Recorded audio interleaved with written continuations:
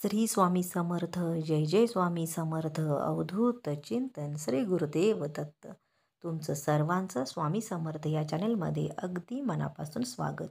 स्वामी महाराज तुमच्या सर्व चांगल्या इच्छा पूर्ण करोत ही स्वामींच्या चरणी प्रार्थना करते आणि आजच्या या व्हिडिओला सुरुवात करते. आता 5 ऑगस्टपासून श्रावण सुरू होणार आहे आणि या श्रावणाचे आपण अनेक जण उपवास करतो. तर स्त्रियांनी नक्की श्रावणाचे उपवास करण्याआधी हे नियम पाळा. आता श्रावण म्हटलं की अनेक प्रकारचे उपवास आपण करतो किंवा अनेक प्रकारच्या सेवा देखील आपण करतो. आता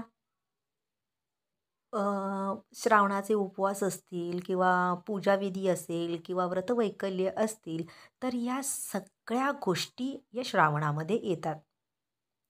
तर आजच्या या व्हिडिओमध्ये श्रावण महिना सुरू होण्याआधी आपण आपल्या घरामध्ये कोणत्या गोष्टी कटाक्षाने पाळायच्या आहेत, तसेच श्रावणाला सुरुवात होण्याआधी आपण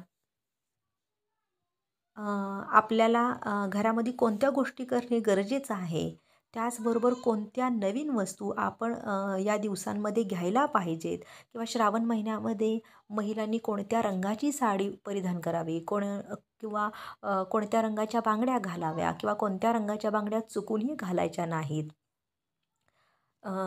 हे आपण या व्हिडिओमधून जाणून घ्यायचे आहेत. म्हणजे पूर्ण श्रावण महिनाभर आपण काय काय करू शकतो किंवा पूजेला आपल्याला उपयोगी पडतील अशा पण आपण काही वस्तू या दिवसांमध्ये घेऊ शकतो. तर हे आजच्या आपण व्हिडिओमध्ये पाहणार आहे.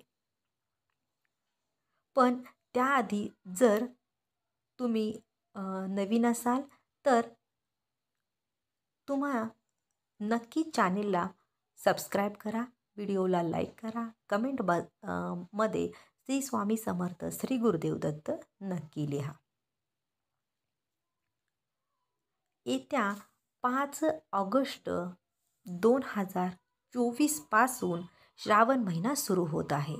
फक्त आता काही दिवसच उरलेले आहेत, त्यामुळे आपण काहीतरी तयारी नक्कीच करायला पाहिजे. श्रावण महिना हा अत्यंत पवित्र आणि श्रेष्ठ महिना आहे, कारण या महिन्यामध्ये भगवान शंकर आणि माता पार्वतीची पूजा केली जाते.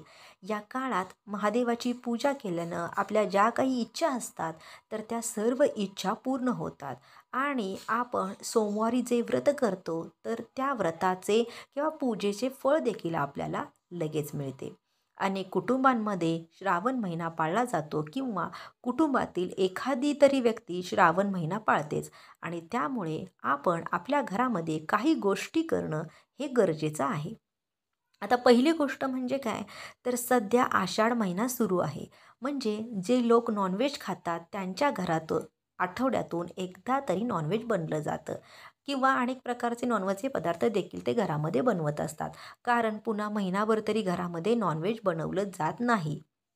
आणि तिथून पुढं सुद्धा आपले सण चालूच राहतात. मग त्याच्यामध्ये गौरी गणपती असेल, नवरात्र असेल, त्यामुळं जे लोक नॉनव्हेज खातात ते बऱ्यापैकी आषाढ महिन्यामध्ये खातात. म्हणजे आषाढ अमावस्या दिवशी किंवा श्रावण सुरू होण्याच्या 1 दिवस अगोदर तुम्हाला तुमचं जे काही किचन ओटा असेल किंवा जो काही गॅस असेल तो पूर्णपणे घासून पुसून स्वच्छ करायचा आहे किंवा श्रावण सुरू होण्यापूर्वी आपलं संपूर्ण किचन हे आपल्याला स्वच्छ करायचं आहे. कारण आपण श्रावण महिन्यामध्ये अनेक व्रतवैकल्य करतो आणि हा संपूर्ण महिना आपण पाळतो.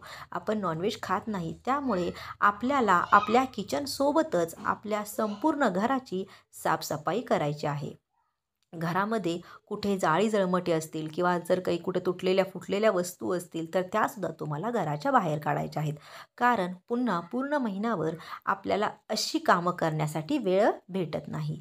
म्हणजेच या महिन्यांमध्ये खूप भरपूर सण असतात. मग याच्यामध्ये नागपंचमी असेल, रक्षाबंधन असेल, गोकुळाष्टमी असेल किंवा आपलं श्रावणी सोमवारचं व्रत असेल किंवा आपण या महिन्यामध्ये सत्यनारायण करतो, मंगळावरी गौरीचं व्रत करतो, अशा अनेक पूजा होतात. त्यामुळे आपल्याला पूर्ण घराची साफसफाई करून घ्यायची आहे. आता दुसरी गोष्ट म्हणजे आपल्या संपूर्ण घराची साफसफाई झाल्यानंतर आपल्याला घरामध्ये गोमूत्र किंवा जर तुमच्या घरामध्ये जर गंगाजल असेल तर तुम्ही शिंपडायचं आहे. कारण महादेवांना गंगाजल हे अतिशय प्रिय आहे आणि त्यामुळं तुम्ही श्रावण महिना सुरू होण्याआधी गंगाजल आणून ठेवा.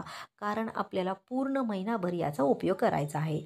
श्रावण महिन्यामध्ये पहिल्या सोमवारी आपलं जे काही शिवलिंग असेल तर या शिवलिंगावरती गंगाजलानं अभिषेक करायचा आहे.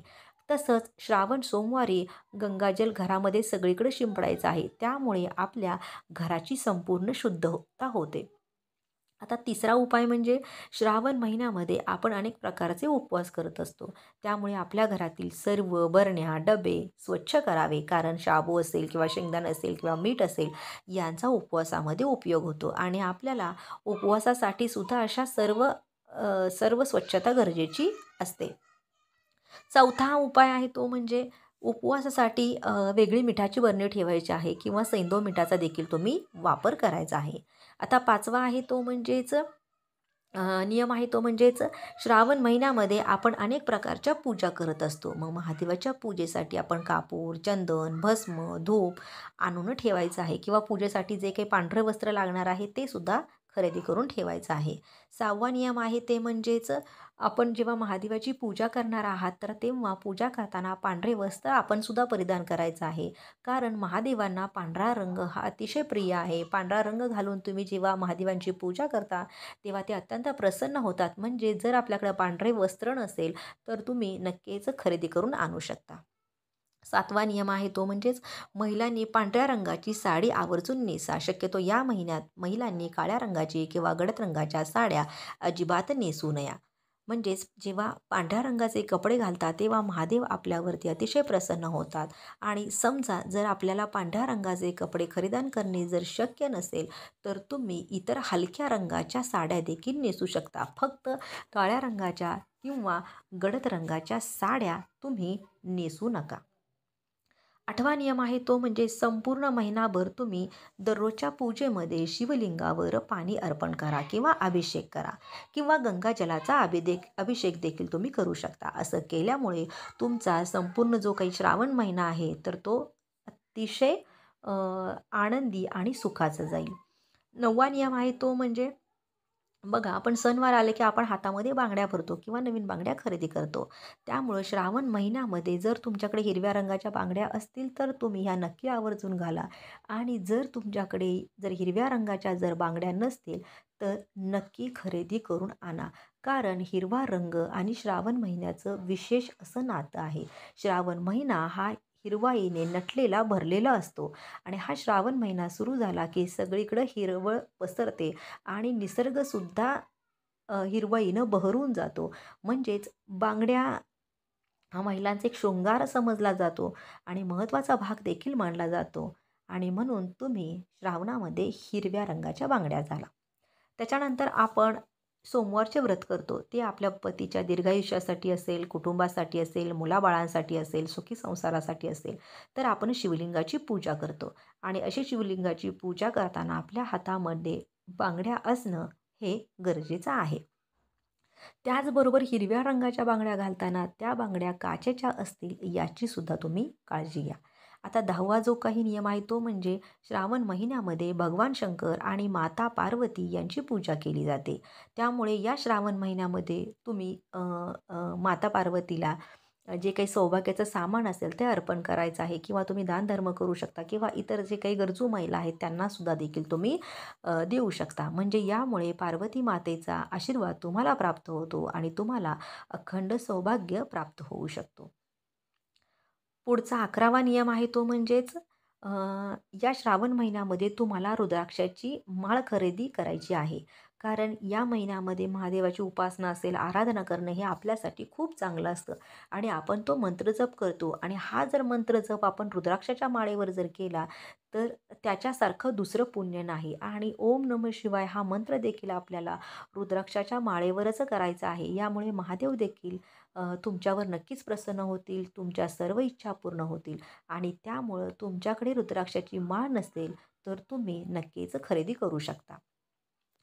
पुढचा नियम आहे तो म्हणजे या महिन्यामध्ये कोणत्याही प्रकारची भांडणे असतील, वादविवाद असतील तर ते करायची नाहीत. आपलं आचार, विचार हे स्वच्छ आणि चांगले ठेवा. हा महिना आनंदाचा आहे आणि महिनाभर तुम्ही भगवान शंकर आणि माता पार्वतीचे ध्यान करा. तुम्हाला जर राग येत असेल तर तुम्ही ओम नमः शिवाय या मंत्राचा जप करा. मग यामुळे तुमचा राग देखील शांत होऊ शकतो. म्हणजेच अशा प्रकारे तुम्ही हा महिना अगदी आनंदामध्ये महादेवाच्या आणि पार्वतीच्या सेवेमध्ये, नामस्मरणामध्ये किंवा व्रतवैकल्य करण्यात, सणवार साजरे करण्यात घालवा. यामुळे तुम्ही केलेल्या पूजेच्या व्रताचे फळ देखील तुम्हाला चांगले मिळेल आणि तुम्हाला पुण्य देखील प्राप्त होईल. जर तुम्हाला हा व्हिडिओ आवडला असेल तर व्हिडिओला लाईक करा आणि चॅनेलला सबस्क्राईब करा आणि कमेंट बॉक्समध्ये श्री स्वामी समर्थ, श्री गुरुदेव दत्त, ओम नमः शिवाय लिहायला विसरू नका. बोला श्री स्वामी समर्थ. जय जय स्वामी समर्थ. अवधूत चिंतन श्री गुरुदेव दत्त. हर हर महादेव.